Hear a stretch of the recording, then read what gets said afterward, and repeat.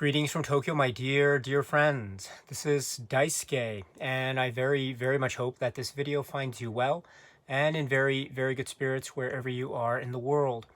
And today, if you don't mind, I would very much like to continue on with our journey, our discussions, our discoveries, and our explorations with respect to the recent releases made by the Criterion Collection during this year of 2022.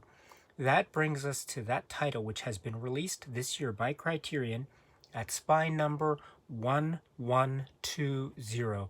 This is a work from 1956, and the director is Frank Tashlin, and the name of the work is The Girl Can't Help It.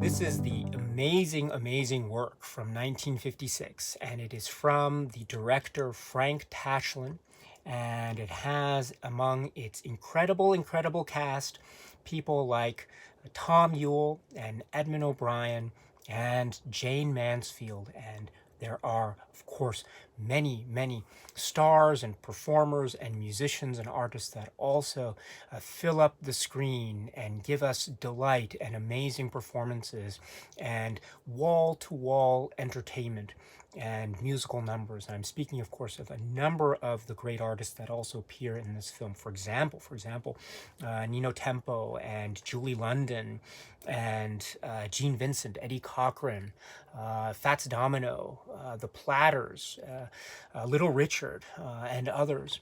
And of course, I'm speaking about this film, this great film, this glorious film, yes, which is, of course, in the grandeur of CinemaScope with gorgeous lifelike color by Deluxe. This is the film, The Girl Can't Help It. And wow, what a film this is. I think it can be described in a myriad of ways, in a myriad of details. And one of the great things about the Criterion Collection release is that it does have some great supplements that can, of course, provide us with a lot of guidance and a lot of information in terms of a cinematic journey and exploration of this film, The Girl Can't Help It. I think one of those aspects is, of course, the story. And I think we can maybe describe the direct plot trajectory of the film to be focusing in on a number of key characters. So first is the Tom Ewell character. This is Tom Miller. This is the character that we understand very early on is a type of agent, an artist agent or a talent agent, who's also, due to specific circumstances of his own background in life, may be in a type of down and out, washed up situation by the time the film starts. And he is tasked with a particular mission. And this mission is given to him by a gangster mobster figure who is boisterous, who is larger than life, who is Fats Murdoch, portrayed by Edmund O'Brien. And he is, as I said, he's loud, he is very audacious, and that's also due to his character and his demeanor, also due to his great, loud, wonderfully wacky colored costume and shirts and jackets. It's absolutely amazing. What an amazing character Fats Murdoch is. And Fats Murdoch has a girlfriend, the one, the only, Jerry Jordan, portrayed by, yes, the one, the only Jane Mansfield. And Jane Mansfield, of course, makes quite an impression upon the viewers, upon people in the room, upon everyone who meets her, who encounters her, stops and stares at her, from the man in the ice truck to the milkman walking down the steps, to everyone in between and among the various situations and scenes that we see portrayed in The Girl Can't Help It. So we have this setup between and among these main characters, and it is Fats Murdoch who gives the mission to the Tom Ewell character to make his girlfriend, Jane Mansfield character, a musical star sensation, a great singer. And so therein lies, I think, the direct kernel or the direct, say, trajectory, propulsion forward of the plot.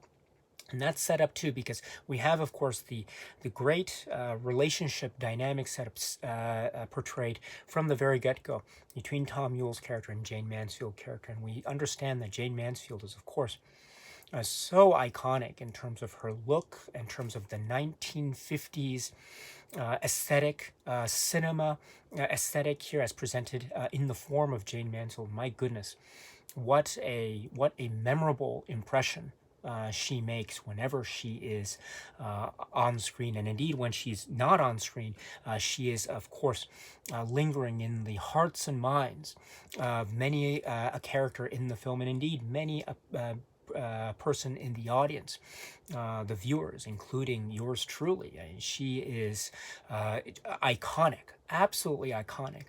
And wherever she goes, she makes quite an impression. So this is the, I think, the setup, which is, of course, very dramatic, very comedic, and very cinematic in terms of Jane Mansfield and what she presents and what she provides as a type of, for lack of a better phrase, temptation on the one hand, but then Tom Yule's character on the other, trying to be very, say, stoic and very serious and trying to resist temptation. And part of that, of course, is the revelation of his background. As I mentioned, he seems to be down and out. He seems to be somewhat washed up due to specific circumstances that are revealed as the film progresses.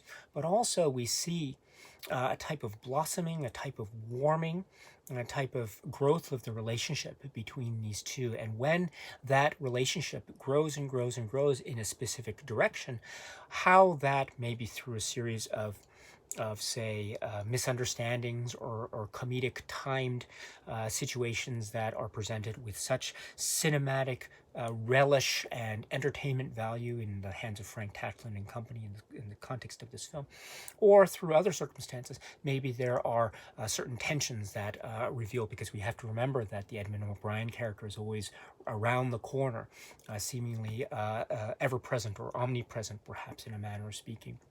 But within this very framework of, let's say, a type of story between and among characters, of course, we have the dynamic of the music industry, the entertainment value, the music world.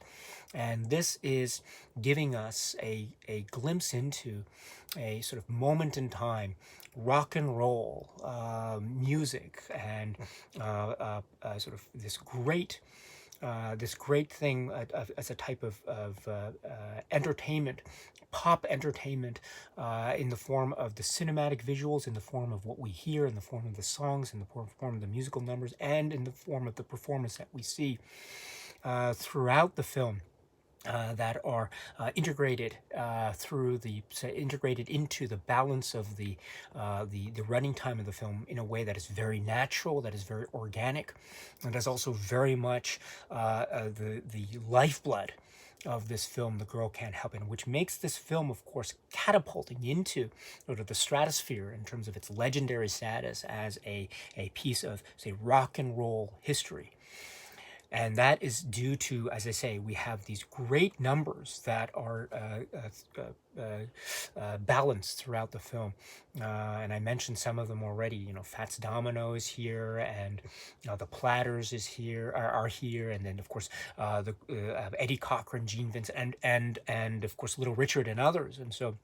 And what's so wonderful about these performances is, as I say, they never feel forced into the narrative. They always feel like a natural outgrowth of what we're seeing.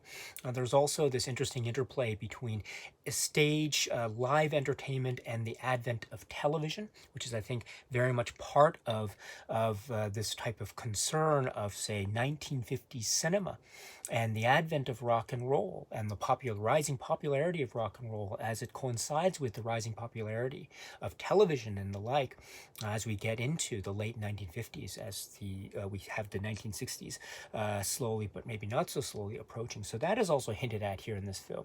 We also have this idea of say, it's touched upon in a very interesting way too, which is the idea of of rock and roll as a type of form of liberation, as a type of form of ultimate expression of one's own, say, feelings and emotions and viewpoints. And I think that is also paralleled very nicely in the way in which the characters, the Tom Yule character, the Edmund O'Brien character, and yes, indeed, the Jane Mansfield character, they seem to have this type of front, or this type of cover, or this type of, say, exterior that is covering up what might be said to be a very vastly different type of feeling within them.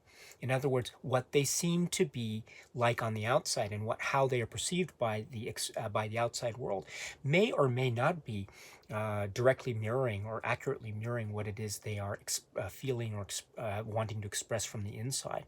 And I think when we think about that, and we think about how that type of setup is portrayed against the, or perhaps in parallel to, or in line with the wonderful, liberating aesthetic of the great musical numbers that we see here, I think that forms a really nice organic link between story and the musical aspect of the film. And I think that type of organic whole feel makes this film, I think, all the more effervescent and entertaining and wild and energetic and so rewatchable. This is a film that is so rewatchable every single time. And I have to now speak about the great performers, or the great performances. I mentioned a little bit about Edmund O'Brien and his larger-than-life status.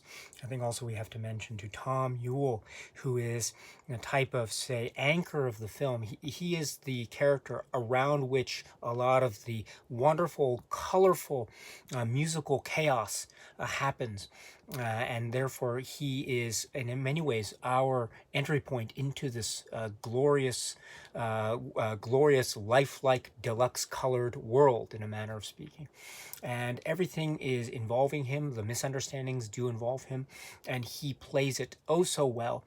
And his reactions in many ways are our reactions, or maybe his feelings become our feelings. So that becomes a very important conduit, if you will, for us. And we must, of course, mention the one, the only Jane Mansfield. Now, Jane Mansfield has so much. There's so much in terms of her life and her career, both leading up to The Girl Can't Help It and then, of course, afterwards. So this is covered in some really great detail, informative value in many of the supplements from Criterion that are included here. So we'll talk a little bit about that later on in this video. But if we speak about Jane Mansfield and her great performance and her great type of presence in this film, Jerry Jordan, I think we can say that, of course, she brings, in terms of her look and the sex appeal and the beauty and the beauty aesthetic that she represents in this film made in the mid-1950s. So this is very, very kind of iconic in terms of capturing that mood, or that feeling or atmosphere of 1950s deluxe cinemascope cinema. Musical cinema from Frank Tashlin. So this is very much iconic in that way. And of course, it seems, therefore, by extension, to be a really an interesting reflection, a parallel reflection, excuse me, into this type of maybe aspect of American culture in the 1950s. So that's another way. What's also really quite remarkable, too, is how the story, and indeed her performance, Jane Mansfield's performance, does tend to upend or push off balance a number of, say, the expectations or the number of the assumptions that we might have based on how she looks and how she is perceived by others, in terms of this, in terms of a type of an image of what's the phrase? An image of smoldering sex appeal. I mean, she is certainly that's for sure, that's undeniable, but there's also, through her characterization, a way in which we get to learn more about what her hopes are, what her dreams are, what her perspectives are on her own life, her own, say, private life, her personal life, and loves, and what she wants for her own, say, life going forward, how that may or may not be in line with what people like Fats Murdoch and others might be expecting of her. So And that becomes part of the charm and surprise, and a wonderful way in which another representation or example how richly and poetically paradoxical this film is. The Girl Can't Help It, I think, as embodied so beautifully by the performance and character of Jane Mansfield here. And so there is a whole type of richness that I think is so undeniable and so palpable and indeed so wonderful when we see Jane Mansfield on the screen and her interactions with others and how people interact with her, and that comedic timing between and among the characters. This is a great comedy. This is in many aspects a type of laugh out loud comedy. There are some double entendres and sexual innuendos that are, when one looks at, they are outrageous. They are really quite over the top and wonderfully so, and the like. And so, and then of course you top it off with the great musical numbers and the iconic way in which this film figures into the history of music, the history of rock and roll, as well as being this great example of this color, widescreen extravaganza entertainment to the max. What a film this is, and I'm so glad it is now in the Criterion Collection. This is the film from 1956 from director Frank Tashlin, and it is The Girl Can't Help It. The Criterion Collection has this year in 2022 released this film, The Girl Can't Help It. It's spine number 1120. This is the Blu-ray edition that I have here, and it's described as being a new high-definition digital transfer. So high definition, and it's described as being new. So unfortunately, I don't have a strong enough frame of reference to be able, say, to compare it with any past releases. So, unfortunately, my comments in this area are going to be incredibly shallow and not helpful indeed, I'm afraid. So I apologize for that. Please note that the insert that is part of the Criterion package, the fold-out insert, indicates on one of its pages that, with regard to the transfer, The Girl Can't Help It was preserved and restored in its original aspect ratio of 2.35 to 1 by 20th Century Studios from the 35mm original camera negative and the 35mm monaural magnetic soundtrack. So this is, from my eyes, it feels very much a pleasant viewing experience and also a pleasant listening experience all around, and especially for me, who is having this film in the physical media form for the first time. I'm very, very pleased with this. So thank you very much for this. And of course, I know that there are great sites out there if you're looking for specific comparisons with past releases or to see what the picture quality difference is. I can tell, maybe generally speaking, based on my own cursory examination, that there might be some slight how should I put it, not darkness per se, but it might look a little bit dimmer in some areas when compared to some screenshots that I've seen of earlier releases. However, I can say that it, from my own, say, inexperienced position with regard to all the release history of this film, given that position, I still find myself very pleasantly engaged and entertained, both in terms of the visual quality and sound quality of this work, The Girl Can't Help It from Criterion. So I'm very, how should I put it, I'm very pleased and a happy customer in that regard. So this is the Blu-ray edition of The Girl Can't Help It. And now let us turn to the supplemental materials that can be found with this Criterion release. So the first thing we can speak about is the commentary track. Now, the commentary track, I understand, is from a previous non-Criterion release, and specifically from 2006, from a scholar, a cultural studies scholar and film expert and Girl Can't Help It expert, Toby Miller. Again, from 2006. But I'm very pleased that this commentary track was indeed carried over in that way, so included for this Criterion release, because it's very, very informative and very well presented. I was very happy to be able to experience the film and then also experienced the film, well, many times, and then also experienced the film with a commentary track, Toby Miller's commentary track, because he speaks about so many great things in this very informative and easy to follow, easy to understand way. So he speaks about, for instance, Tom Ewell, the idea of how the film plays with the concept of speaking to the audience, what's referred to as quote unquote breaking the fourth wall. He also speaks about Frank Tashlin, the idea of his background as an animator or as a cartoonist also comes into play, and it comes into it becomes quite evident in the filming, all the way from the beginning with the sort of pre-title sequence and then the opening title sequence, in a manner of speaking, with the idea of type of framing and the canted angles and the like. And Toby Miller also mentions how Frank Tashlin, as a filmmaker, tended to not necessarily like title sequences. So in that vein, or maybe notwithstanding such personal feelings about title sequences overall, we have Frank Tashlin, I think, giving us a great style and a great kind of atmosphere that is very consistent with the proceedings that we will see unfold as the film progresses and The Girl Can't Help It. So that is a great comment from Toby Miller, and those comments keep continuing on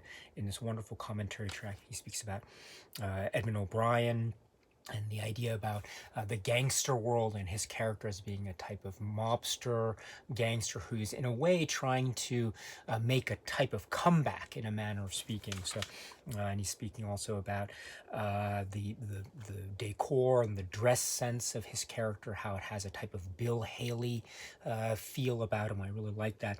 And also speaking about rock and roll too, Toby Miller speaks up too about how maybe around this time there might have been said to be, we're talking about the mid 1950s or 1955, 1956 or so. And so we are speaking, of course, about a time where it wasn't necessarily a given from, say, a general cultural and social perspective.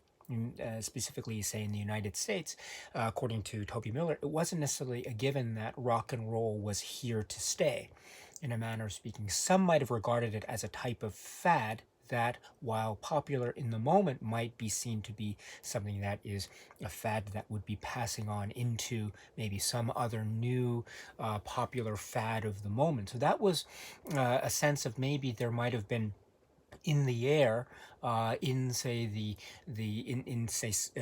certain areas of society at the time. There might have been the sense of an ambivalence towards rock and roll, and you can get a sense of the ambivalence not in terms of the filmmakers and the kind of perspective of the filmmakers for The Girl Can't Help It per se, but maybe in some of the characters that we see inhabit the world of The Girl Can't Help It. Some characters do have, while not necessarily say an evident sense of, say, disdain towards or against rock and roll per se, there is a sense of maybe bewilderment.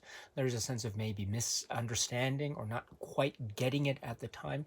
Those are some characters, but of course that's not true for all the characters presented in the film, The Girl Can't Help It. There are a number of other characters, quite a lot in fact, that seem not just to get it, but also to really be into it. And so that becomes a sense of how this film maybe takes this concept of rock and roll, which might be seen in some pockets of society to be somewhat, say, maybe an ambivalent passing fad, and takes that concept and really transforms it and transcends it and turns it and makes it recognizable, and also makes it very much accessible, and also displays the sort of supreme and sincere levels of enjoyment that people really genuinely have when they are listening to these great rock and roll numbers that are, again, balanced all the way throughout the film. So this is a very astute comment from Mr. Toby Miller here, so well done. There's also a sense of maybe aesthetics, visual aesthetics within the stylings of the film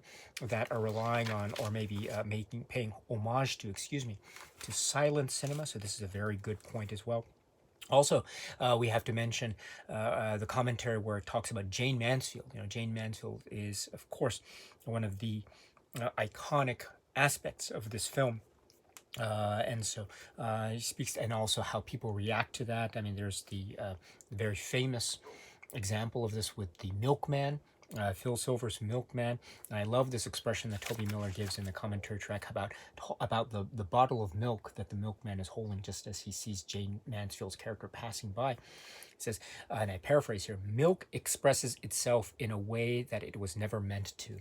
I love that comment. Very, very funny indeed. And indeed, that's very true, because the milk does have a way of expressing something that may or may not have been the true intention, but there are actually multiple meanings that one can take in terms of say, double entendre, innuendo, sexual innuendo, and the like, in terms of the milk in a milk bottle as Jane Mansfield passes by.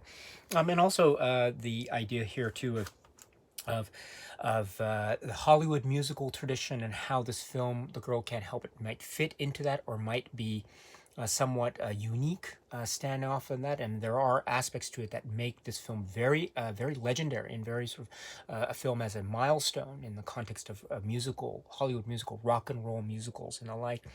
And this also has to do with the formatting of the song and dance numbers that are, again, part of or embedded organically within the film itself.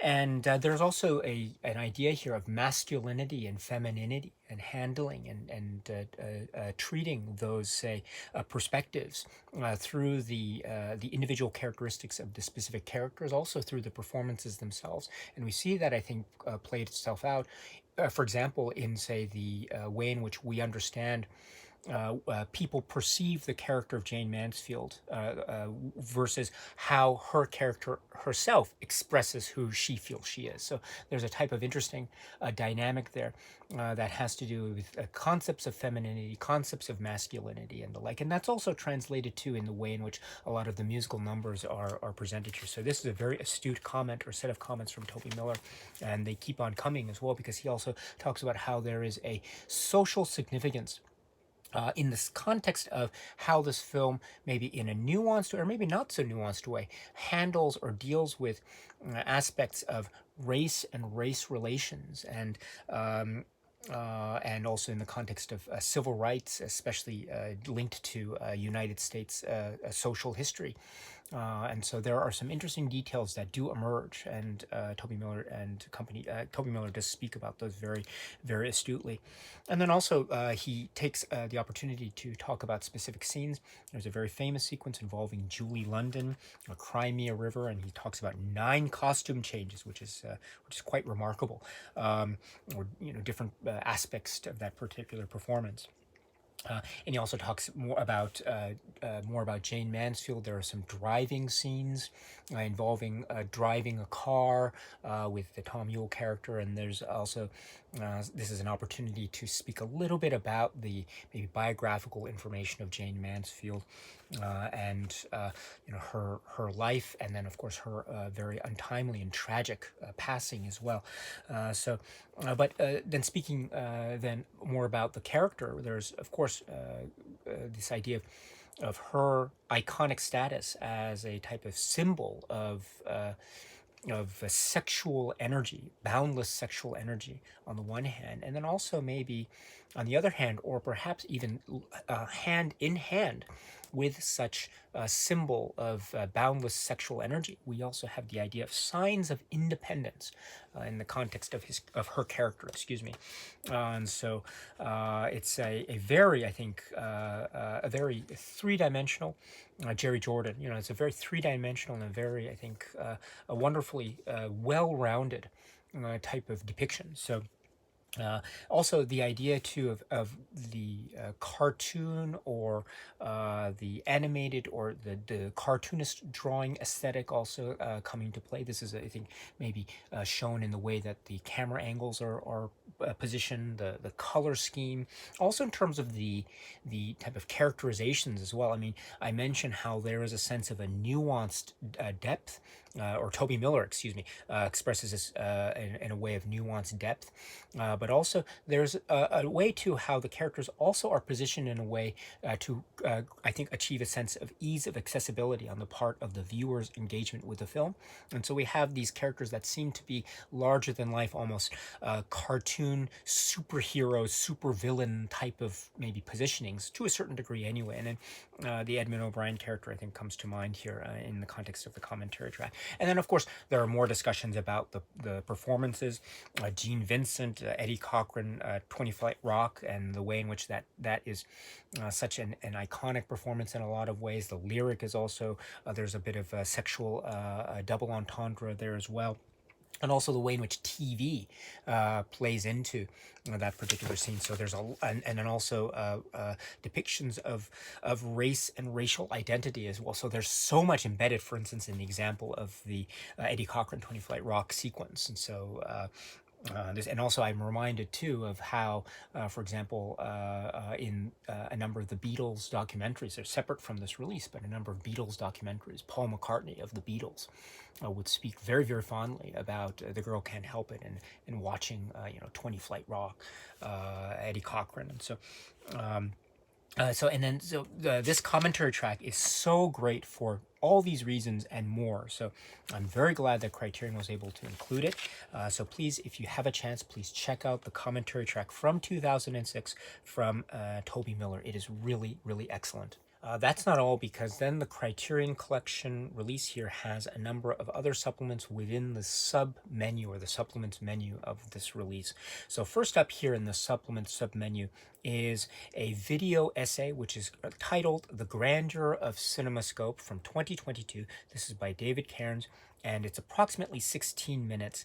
And this is, The Grandeur of CinemaScope and Gorgeous Lifelike Color by Deluxe, right?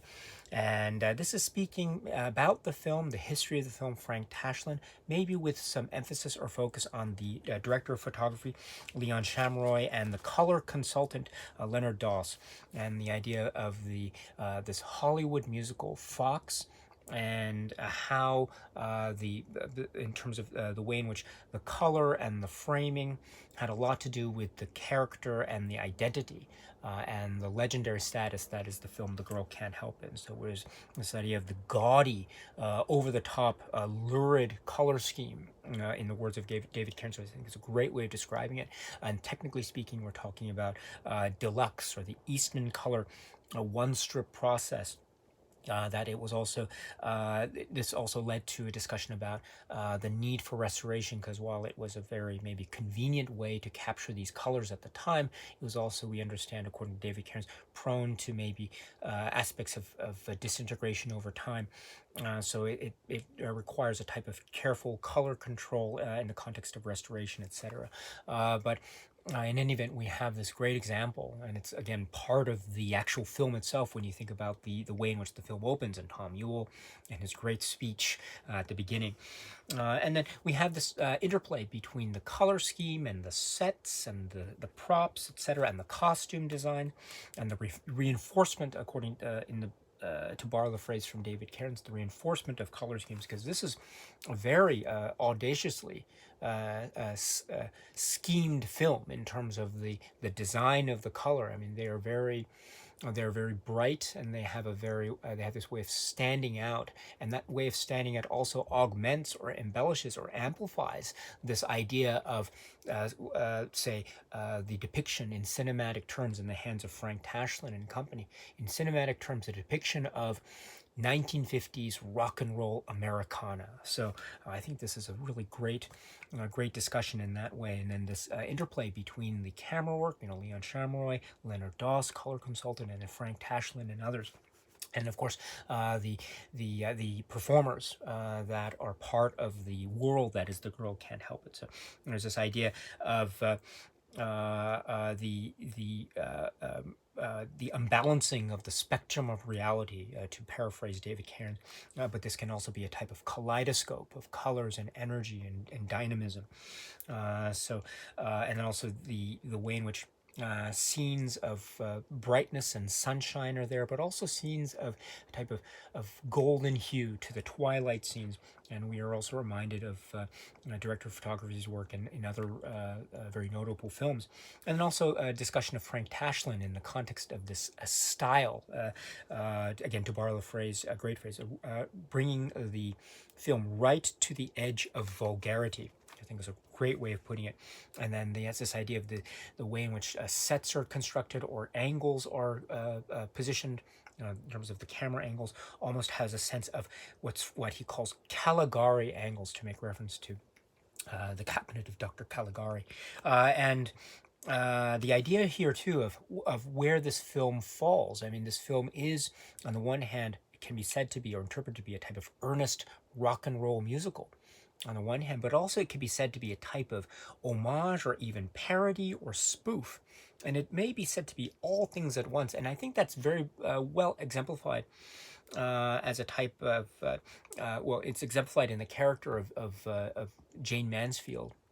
It's also exemplified in the filmmaking style of Frank Tashlin. So this idea of being an embodiment or representation or a look and an examination of pop culture at the time, while at the same time maybe casting maybe a sly or a type of spoof, a well-meaning spoof type of eye to the proceedings as well. So it can be earnest, and it also can poke fun at itself. I think that is a really nice balance, and I think that type of gaudy atmosphere on the color scheme, I think, lends itself very nicely to that type of blended interpretation. And people who are in this film are enjoying themselves while quote unquote being in on the joke at the same time. So I think that is a really important point, and it's emphasized or it's captured in a consistent way, according to David Cairns, in terms of the visual style and the color scheme, etc. So that is a great discussion here, visual essay or video essay, excuse me, from David Cairns, approximately 16 minutes. So please check it out if you can. And that's not all, because the supplements then continue with a one-on-one interview discussion described as being from 2004 Second Sight Films.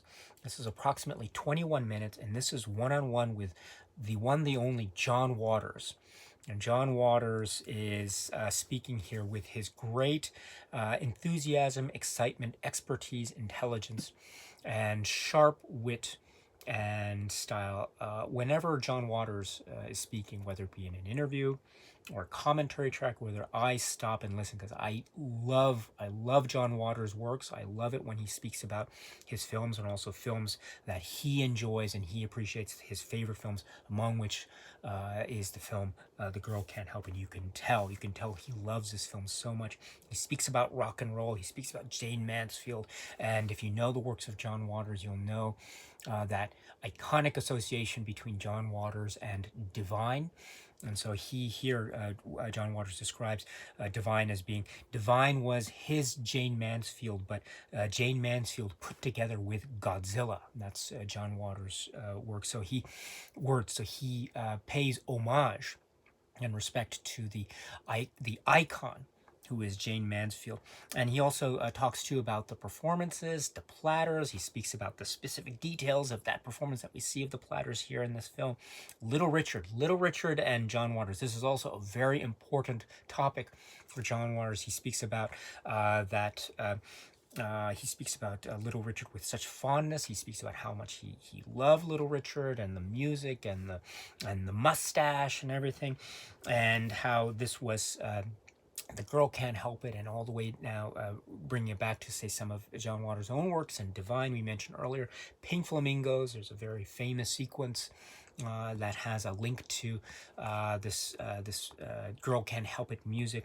And he also speaks a little bit later about Little Richard and having the opportunity to meet Little Richard and have an interview with Little Richard. It might not necessarily have gone the way he might have wanted, but it was still a very memorable moment in terms of his own professional and personal life, John Waters. So this is great. And then John Waters then talks about many other things.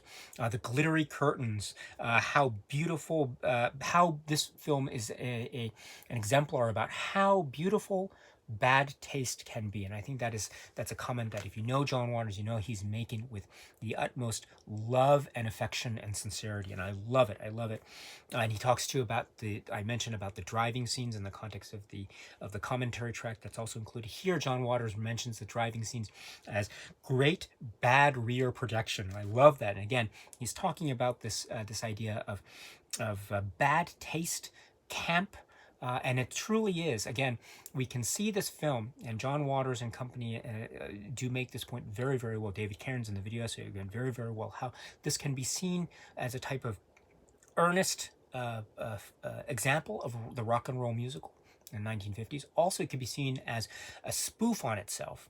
And in that spoof on itself, we can see how this film then transcends, or one way of looking at this film is transcending into, beautifully, into the world of camp and into the world of quote-unquote beautiful bad taste. And this is, I think, a very, very, and again, this phrase John Waters uses with such love and affection. It really is used with a love and affection, and it becomes its own pop aesthetic, which is so, I think, key to again a kind of way to see this film, or another way to see this film. So wonderful comments here from John Waters on this and other points. And he does speak about Jane Mansfield, about she according to John Waters, again, this was the great kind of this is the great way in which her image, her sex appeal image, was so iconic and so even complex and even paradoxical, right? Or maybe not so,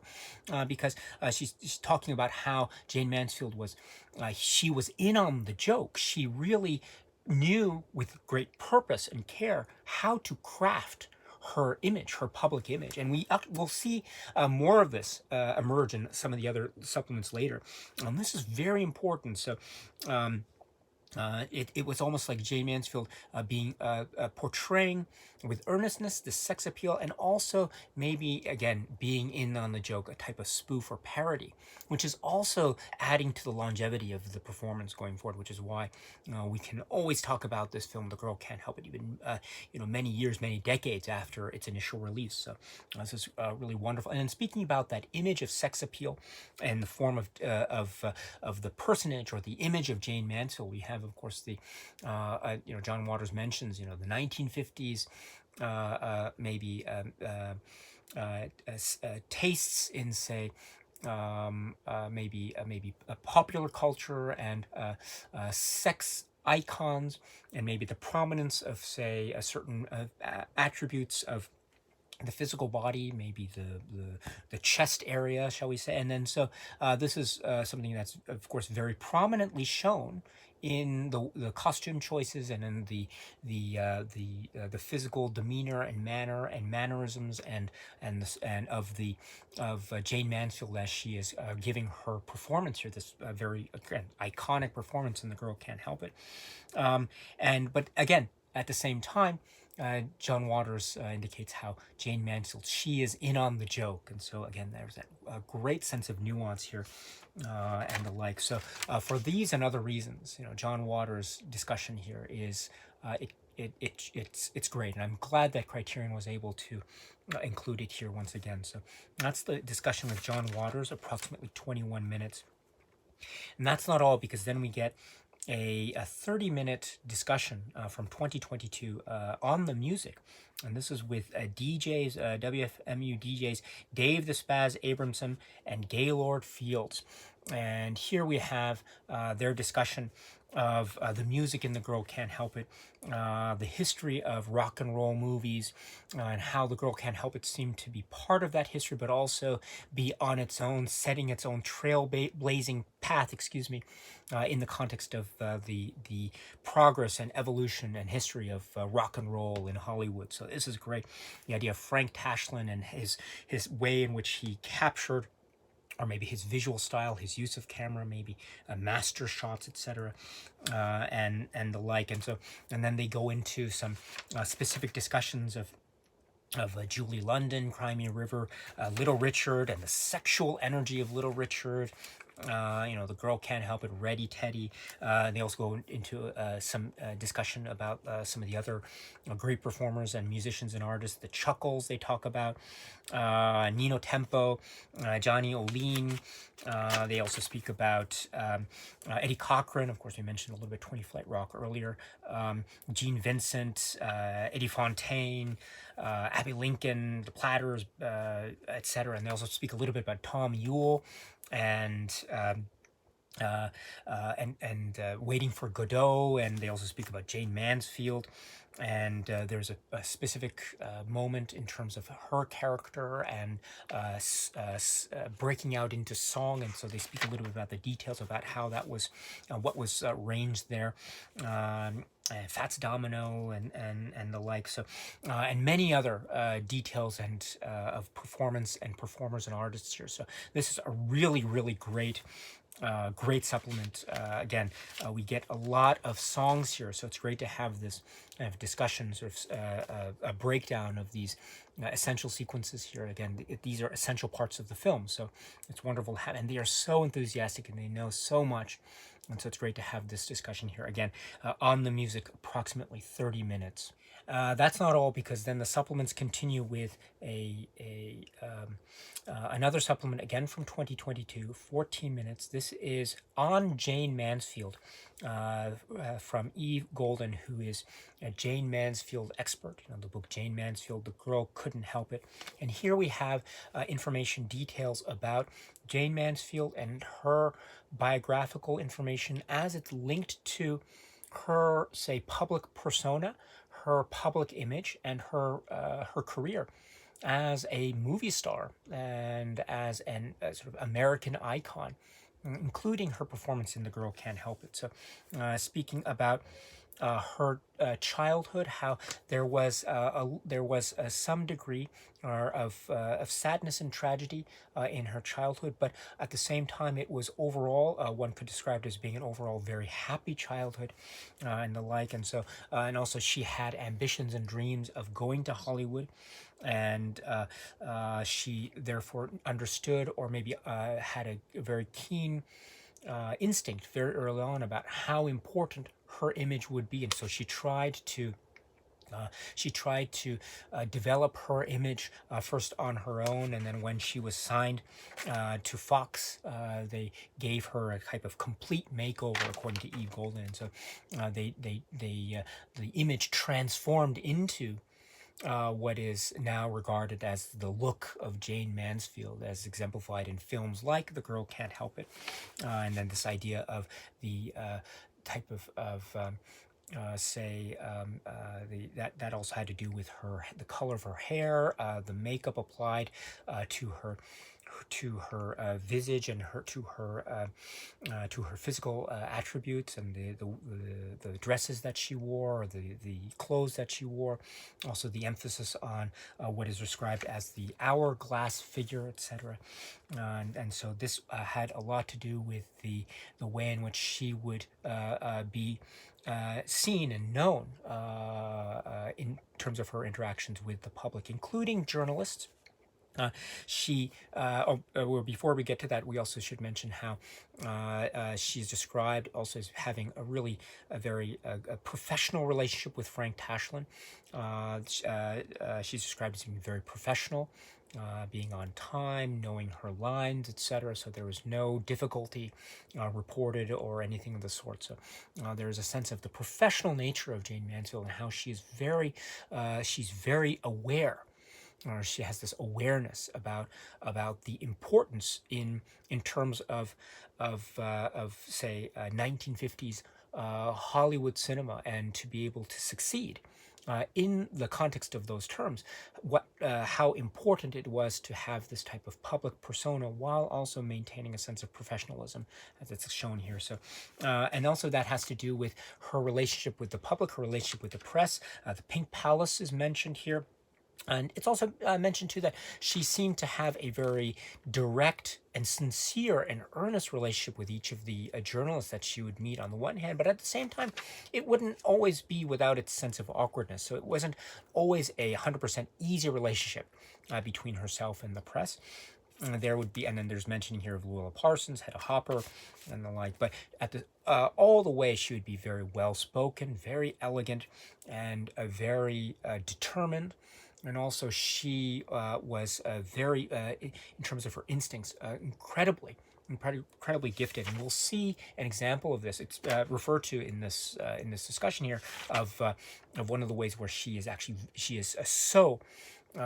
She's handling herself with such great composure and with type of well-spoken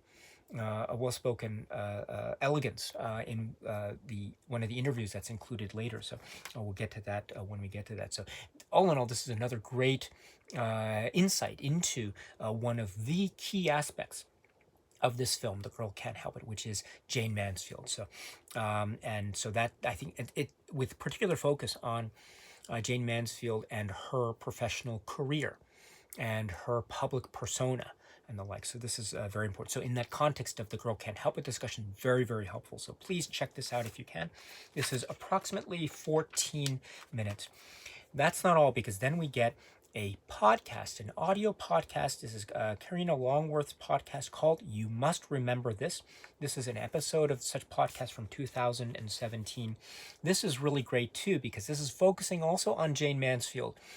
This podcast can be said, however, to be focusing in on maybe a biographical portrait of Jane Mansfield. So we get a biographical portrait, or a portrait of her life, in this wonderful podcast form in 40 minutes, speaking, of course, about very critical, important stops along the way, such as films like The Girl Can't Help It, etc. But it's giving us a sense of her life and her biography. So in many ways, it really serves as a lovely complement to the earlier discussion about Jane Mansfield.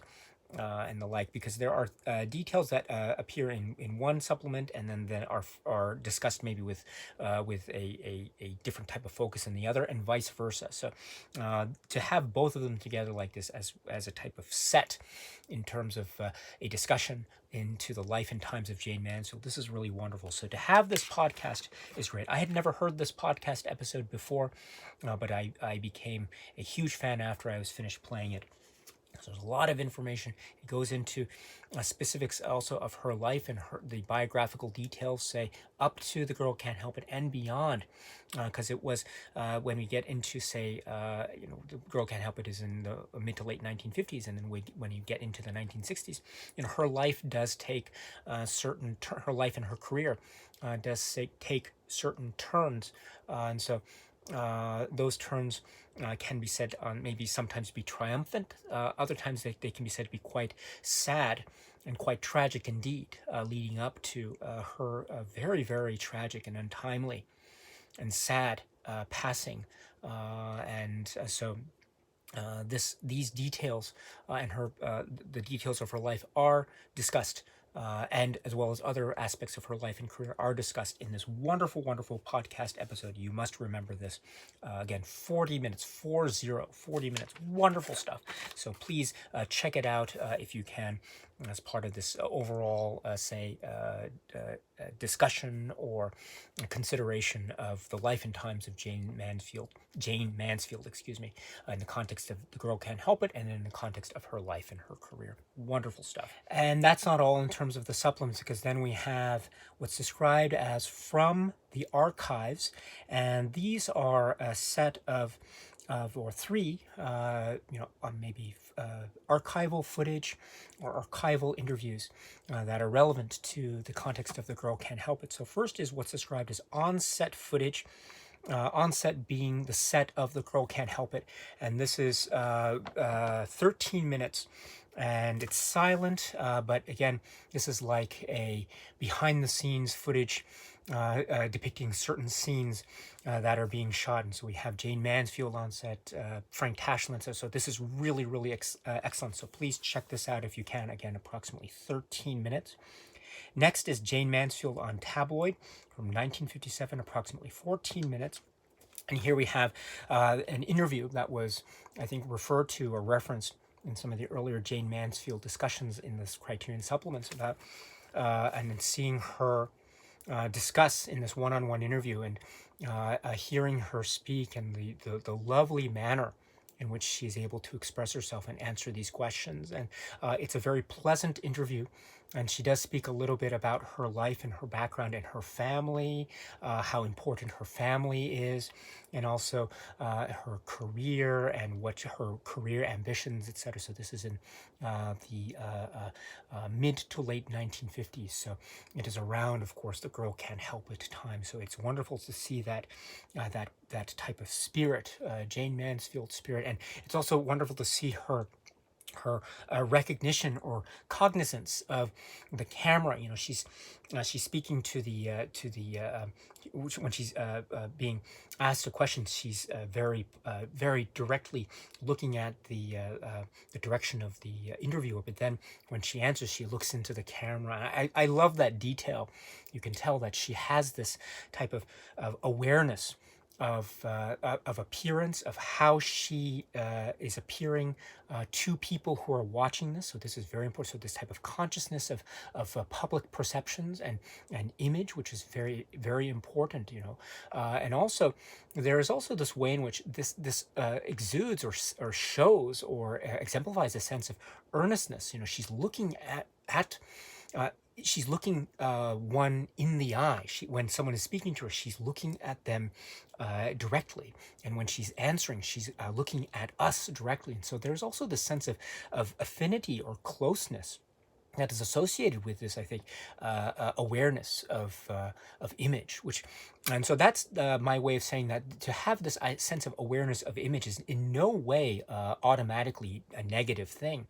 In fact, it shows a type of sincere earnestness, which I think can be said to be part of Jane Mansfield and who she was as a person, because she really loved talking to people. I mean, this is shown in some of the earlier Jane Mansfield focused supplements information. And so she had this wonderful, friendly nature. And so I think that's also it's very consistent with her awareness of the camera, as it were. So wonderful interview inclusion here. And then the wonderful interviews don't stop there, because there's one more. This is from early 1980s, 84, with in the Merv Griffin's show, 14 minutes, and this is a one-on-one with the great Little Richard. Little Richard is here, and he makes his impression in the way that only Little Richard can. This is so great. I love the banter and back and forth. He is so funny. He is so witty. There is this way in which Little Richard just talks. It's magical, the way his command over the language and the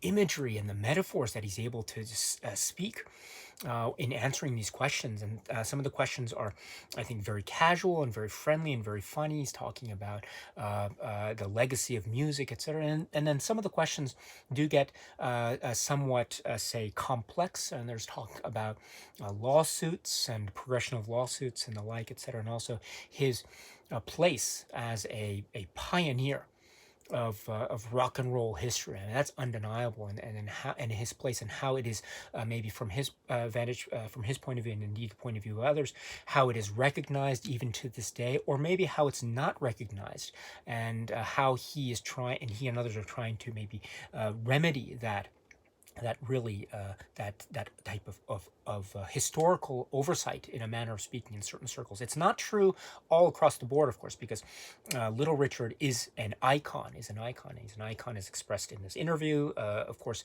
in the eyes of John Waters and everyone. And again, it's shown through his very incredibly unforgettable involvement with films like The Girl Can't Help It, and his voice and his performance. So this is great stuff to have. So it's a wonderful interview. Another set of wonderful interviews here. So this is a 14 minutes, so please check it out if you can.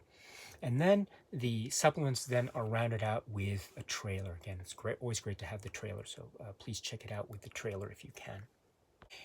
Now I have to mention here the presentation and layout and cover art design. This is beautiful. Criterion, this is great. Art is credited to art directors Eric Skillman, Sarah Habibi, designer Jaffa the Unknown. I love this. I love this 1950s feel aesthetic, the use of the color, the primary colors, which I think is very much part of the sense of deluxe, gorgeous, lifelike color by deluxe. And you have the larger than life image of Jane Mansfield here. So this is a great layout, a great use of font, a great use of color. I love this very much, and that type of pop aesthetic carries over into the back as well. And if we open it up here, we have a type of pop aesthetic here to carry out the inside of this. And I've taken the liberty of removing the inserts. There are two. The first is this, which is a fold-out type. I'm not a fan of the fold-out type, but I do like, again, the consistency of the presentation aesthetic. And the essay, Rachel Syme's essay, The Fame Game. Another great one. When you've seen the film, check out this wonderful essay. If you can, this is another great one. So please check this one out. And I also want to say, again, there's the use of paper. I'm not a fan of the fold-out type per se, but I do like this. There's the paper that's used, or the materials that are used are very, they have this kind of thickness to it, which I appreciate very much. But that's not all in terms of the inserts, because we also have here, you fold it out, and this is really lovely. This is How to Create Cartoons by Frank Tashlin excerpts. Here we have this wonderful type of almost like facsimile, in a manner of speaking, because Frank Tashlin, as we know, was a drawer, was a cartoonist, was an artist. And so to have this as being part of the aesthetic, it's also consistent with the 1950s feel of it. It has a pop art aesthetic sense, as also reminding us too of the artistic sensibilities of Frank Tashlin. So well done for being able to include this. I love this. This is absolutely great. So this is a nice little treat in terms of physical media, and a wonderful job from Criterion to be able to include that. So we have the two inserts that round out this overall great presentation from Criterion of this film, spine number 1120, The Girl Can't Help It. Okay, my dear friends, so that's it for now. And so until we meet again, please be happy and healthy and well, and please keep on watching a lot of great, great movies. Thank you so much, as always, for your time. I very, very much appreciate it. Stay strong, stay safe, and cheers.